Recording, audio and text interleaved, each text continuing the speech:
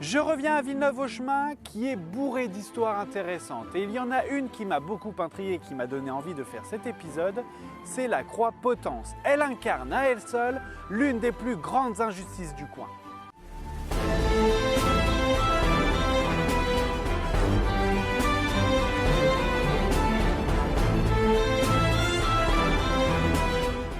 Henri Ier, comme on le sait maintenant, a été la personnalité à concevoir ce village. Mais ce lieu a su parcourir le temps en s'entourant de riches seigneurs. Et justement, on va suivre l'un d'entre eux qui, par sa folie d'humeur, va tuer une innocente. Il y a quelques centaines d'années, ces seigneurs avaient une passion, c'était celle de la chasse, tandis que les dames aimaient parler entre dames et voir les derniers saltimbanques à la mode. C'est pourquoi des personnes de tel rang n'avaient pas de temps pour pouvoir éduquer leurs enfants. C'est pourquoi des nourrices, ou plutôt des gouvernantes, étaient affrétées pour pouvoir éduquer leurs petits démons pour y gâter. Alors c'était une bonne, mais surtout pour certaines, une très mauvaise chose. Alors que sa seigneurie rentre avec sa garde rapprochée, il décida d'aller manger tout naturellement, se restaurer après une bonne journée de chasse. Il n'y a rien de mieux. Pourtant, son repas va être gâché car il ne va pas trouver son plat d'argent pour poser ses couverts. Une honte, mais qui a pu déplacer, voire même cacher, ou même pire, le voler? Après avoir retourné le domaine, fouillé toutes les pièces, les coffres et les armoires, il faut se rendre à l'évidence. Le plat d'argent a été volé. Un affront qui va aller très loin. Quand il y a un vol, il y a forcément un tri des suspects. La garde rapprochée du seigneur? Bien sûr que non, ils étaient en chasse toute la journée avec lui. Les dames de compagnie? Impossible, elles étaient, elles aussi, avec madame. Mais alors, qui a pu voler ce plat d'argent?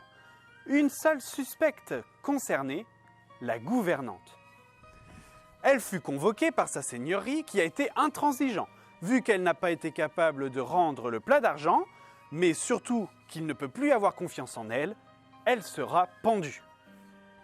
Malgré ses supplications, il va rester de marbre, et elle sera pendue ici même. Notre histoire aurait pu s'en arrêter là et on aurait vécu une simple histoire de vol. Et pourtant, il y a bien un après malheureusement, beaucoup plus moralisateur et surtout assez terrible.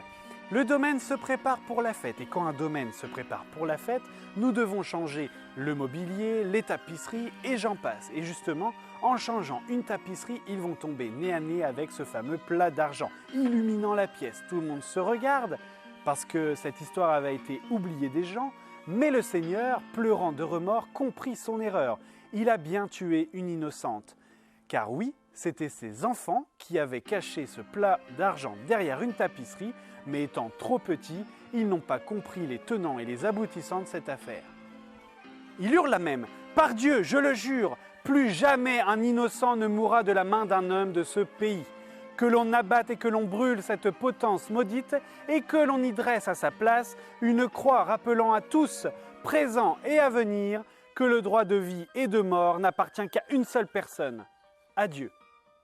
Vous pouvez venir découvrir ce lieu magnifique dans ce lieu-dit appelé la Potence près de Villeneuve-aux-Chemins. Quant à nous, on se retrouve la semaine prochaine pour un tout autre mystère de notre département. À très bientôt.